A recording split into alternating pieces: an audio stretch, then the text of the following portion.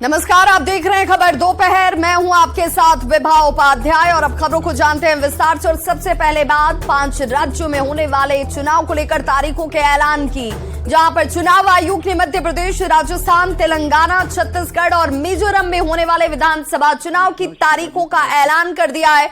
मध्य प्रदेश में 17 नवंबर को मतदान होगा, वहीं राजस्थान में 23 नवंबर को वोट डाले जाएंगे। छत्तीसगढ़, जिसमें पहले से हम जानकारी दे रहे थे कि 2 चरणों में चुनाव होंगे, वहां 7 और 17 नवंबर को 2 चरणों में वोटिंग होगी।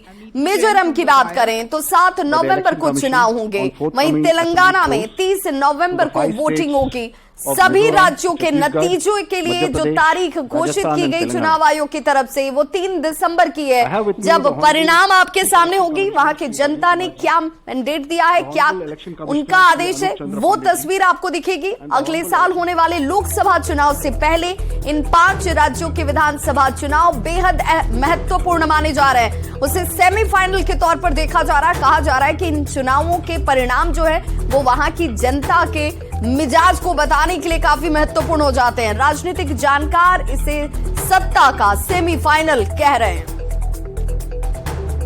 तो तारीख आपके सामने है। तो देखिए, मध्य प्रदेश में चुनाव की तारीखों का ऐलान हो चुका है। मध्य प्रदेश में एक ही चरण में चुनाव होंगे 17 नवंबर, लेकिन नतीजे जो हैं वो 3 दिसंबर को, जहां पर सभी राज्यों के यानी कि 5 राज्यों में जो चुनाव होंगे उनके नतीजे 3 दिसंबर को जारी किए जाएंगे। और किस तरीके से चुनाव आयोग की तरफ से इसकी पूरी तैयारी जो है वो की गई है, उसकी जानकारी भी दी गई। छत्तीसगढ़ की बात कर ले, नक्सल प्रभावित ये राज्य, और ऐसे में यहाँ पर सुरक्षा सबसे बड़ी चुनौती भी, और उस चुनौती को इलेक्शन कमीशन ने तैयारियों के साथ कैसे पूरा किया है, जिसमें 2 चरणों में चुनाव होंगे। मतदान 7 और 17 नवंबर को छत्तीसगढ़ की जनता जो है वो करती नजर आएगी, जबकि रिजल्ट के लिए 3 दिसंबर की तारीख सामने है आपके, और इस वक्त ग्राफिक्स के जरिए आप उसे देख भी पा रहे होंगे।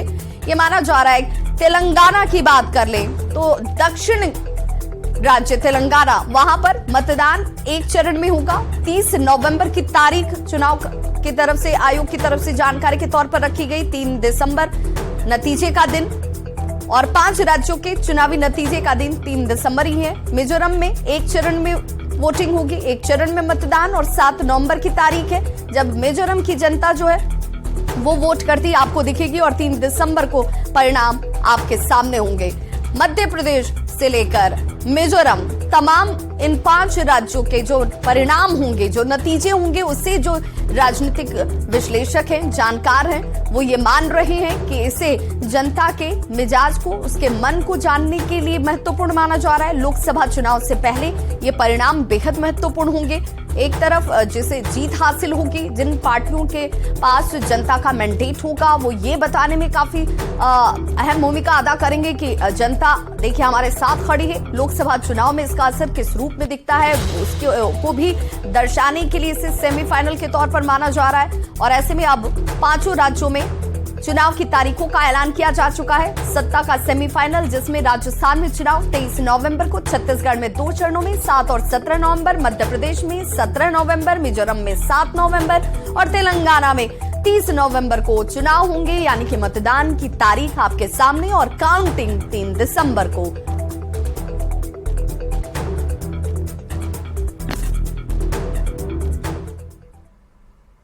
वहीं जेडीयू के मुख्य प्रवक्ता केसी त्यागी ने 5 राज्यों के विधानसभा चुनाव की तारीखों के ऐलान पर कहा है कि हमें आशा भी है और हम प्रयास भी करेंगे कि बीजेपी सभी राज्यों में पराजित हो। जातिगत गणना पर नीतीश फॉर्मूले के बाद मध्य प्रदेश, छत्तीसगढ़, राजस्थान में भी अब इसे लेकर समर्थन जो है वो सामने आ चुका है। एक बड़ा फैक्टर ये साबित होगा। 5 राज्य में कांग्रेस मजबूत है, उसे INDIA अलायंस के सभी साथी सहयोग करेंगे।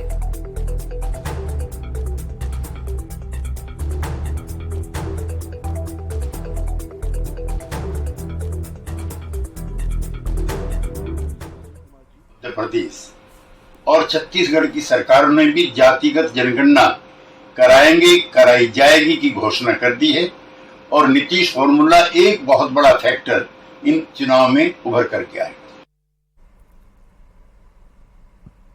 तो जेडीयू के मुख्य प्रवक्ता केसी त्यागी को आप सुन रहे थे, जिन्होंने कहा कि जो फैक्टर है वो फैक्टर दूसरे राज्यों में आपको दिखेगा जब जहां जहां चुनाव होने वाले हैं, यानी कि 5 स्टेट जहां पर ये चुनाव होने वाले हैं, जिसकी तारीखों का ऐलान आज कर दिया गया। जातीय गणना की मांग अब कई जगहों से निकलकर सामने आ रही है। बिहार में हुई जातीय गणना को लेकर आरजेडी के एमएलसी प्रोफेसर रामबली चंद्रवंशी जो हैं, वो अपनी ही सरकार के खिलाफ मोर्चा खोल चुके हैं। जातीय गणना की रिपोर्ट पर सवाल खड़े करते हुए रामबली चंद्रवंशी ने कहा कि बिहार सरकार के लिए गले की हड्डी बन जाएगी, क्योंकि ये रिपोर्ट सही नहीं है। इसकी जवाबदेही सीएम नीतीश कुमार को खुद लेनी चाहिए। रामबली चंद्रवंशी ने यहां तक कहा कि रिपोर्ट में चंद्रवंशी समाज की संख्या को कम दिखाया गया है। साथ ही अति पिछड़ों की संख्या पर भी उन्होंने सवाल खड़े किए। रामबली चंद्रवंशी से बात की संवाददाता अमित कुमार ने। आप क्या सहमत हैं कि जो गणना हुई है वो उचित हुई है, सही तार्किक तरीके से हुई है या गड़बड़ी है, क्या मानते हैं आप? देखिए, प्रथम दृष्टया तो जाति गणना की रिपोर्ट प्रकाशित हुई तो हमने सरकार का इस निर्णय का स्वागत किया, लेकिन जब देखा कि जाति गणना में कहीं न कहीं विश्वसनीयता का, पारदर्शिता का अभाव है और कई जातियों को, मसलन चंद्रवंशी जाति का आज से 2013 में एन सिन्हा इंस्टीट्यूट ने सर्वे किया था, तो सामान्य प्रशासन विभाग के निर्देश पर एन सिन्हा इंस्टीट्यूट, जो एक सरकारी इंस्टीट्यूट माना जाता है, जो रिसर्च के लिए ही जाना जाता है, उसने एक सर्वे में दिया कि 30,32,000 चंद्रवंशी परिवार है 2013 में। तो 30 लाख से तो कुछ न कुछ बढ़ना चाहिए था, 32,000 से 33,000 होता, 34,000 होता, तो उसको थोड़ा विश्वसनीय होता, लेकिन आज वो आंकड़ा पहुंच गया है 21 लाख। तो यह 9 लाख का डिफरेंस। उसी तरह से माली मलाकार में देख रहे हैं कि 10 लाख का डिफरेंस। तो आखिर ये क्या माजरा है? दूसरी बात मुझे समझ में आती है कि जो अत्यंत पिछड़े वर्ग के जातियां, फिर ये फर्क जो था, अति पिछड़ा में आबादी जो है द्रुत गति से बढ़ना चाहिए, इसलिए कि अति पिछड़ा अपेक्षाकृत कम सक्षम है, शिक्षा का अभाव है, तो उसकी तो आबादी कहाँ गड़बड़ी हुई है, क्या लगता है आपको? तो वही तो गड़बड़ी हुई है या गड़बड़ी की गई है? अब इसकी कहीं न कहीं तो घालमेल नजर आता है प्रथम दृष्टया।